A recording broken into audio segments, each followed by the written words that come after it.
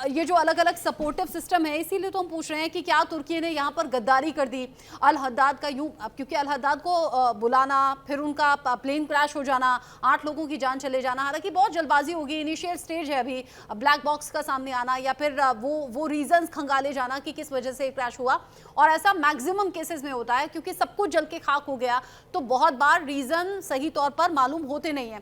अच्छा, पूर्वी लीबिया और पाकिस्तान में डील का जिक्र हम क्यों कर रहे हैं? आसिम मुनीर और सद्दाम खलीफा हफ्तार की बेनगाजी में जो शहर में मुलाकात हुई थी, उसमें 400 करोड़ के हथियार डील की बात भी सामने आ रही है।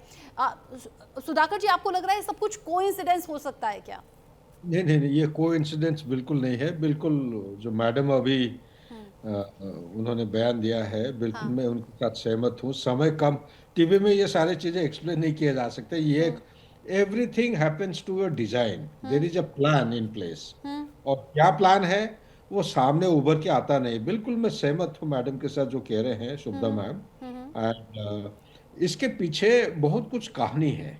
मैं अगर सीआई का एंगल ले आऊंगा, हम्म। उसको एक्सप्लेन करते करते आपको 3 घंटे लग जाएंगे। सीआईए इसमें इन्वॉल्व है, इजराइल के नेतान्याहू उसका भी इन्वॉल्व है, और इसमें सबसे बड़ा जो खतरनाक मेरे विचार के मुताबिक हाँ।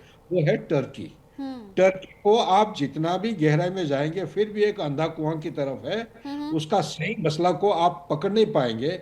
ये बहुत गहरा चीजों में, ये एक्चुअली हर चीज में अपना हम्म। अड़ंगना डालने की कोशिश कर रहा है। हम्म। उसके पीछे मेरे ख्याल से, मेरे विचार के मुताबिक, ये अगर if at all there is a conspiracy, इसमें टर्की का एंगल ये इसलिए होगा क्योंकि आज के दिन में टर्की गाजा स्ट्रिप में जो स्टेबलाइजेशन फोर्स है वहां पे नाम है, but Turkey is not a favoured option. जिस तरह Pakistan is not a favoured nation, ये हम्म। न्यूट्रल नहीं है। ये न्यूट्रल नहीं है। आपको स्टेबलाइजेशन फोर्स के लिए आपको न्यूट्रल स्टेट पार्टिसिपेट करना निहायत ही आवश्यक है, ये नहीं है। लेकिन ये जो हथियार वाला कह रहे हैं और बलोच एंगल कह रहे हैं, मैं ये कहूंगा कि अभी प्रिलिमिनरी स्टेज में हम्म। ये एक्चुअली बहुत सारे ओरिएंटेशन उसी तरफ पॉइंट कर रहा है। हम्म। और हो सकता है कि आने वाले समय में ये मेन मुद्दा अगर उनको पकड़ में आता है हम्म। तो शायद ये सामने उभर के आएंगे।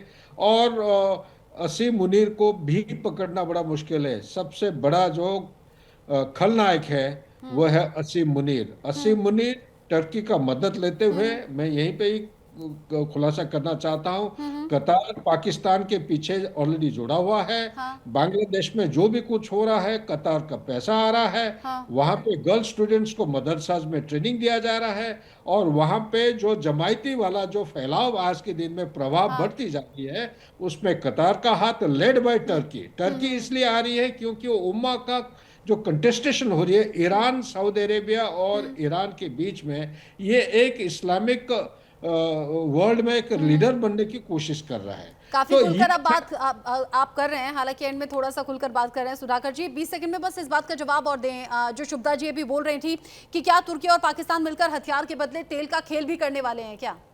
ये तो छुपा हुआ 5 चीजें हैं जो हम्म। खेल चल रही है आज के दिन में। हम्म। नंबर एक डिफेंस इंडस्ट्री की जो बिकाऊ, जिसलिए मैं सीआईए का एंगल पे चुप रह गया। हाँ। हाँ। नंबर 2 आपका नारकोटिक्स। हाँ। Number 3 pharmaceutical. और चौथा जो है सबसे इंपॉर्टेंट, वो है ऑयल।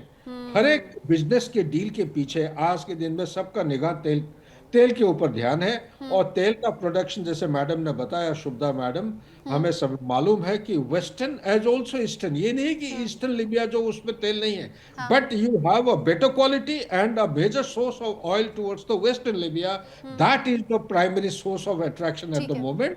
एंड इन्वेस्टिगेशन में इसी के ऊपर थोड़ा सा जोर देने से पक्का ठीक। निकल आएगा ये, ठीक लेकिन है। बाहर नहीं आएगा। हम्म। आपको इसका इन्वेस्टिगेशन का असली नतीजा जो है कभी नहीं आएगा। आई एम टोटली इन सही कह रहे हैं आप, इस तरह के एग्रीमेंट। केसेस में नहीं आता। आप कह रहे हैं इन्वेस्टिगेशन होगी जरूर नाम भर की, लेकिन सही रीजन सामने नहीं आएगा। लेकिन हाँ, इसके पीछे के जो सिनेरियो हैं वो जरूर समझ में आ रहे हैं, जैसे कि आप दोनों ही एज ए एक्सपर्ट जुड़े भी, और आपने ये पूरे माहौल को और पूरी बातों को अच्छे से आसान भाषा में हमारे दर्शकों को समझाया भी।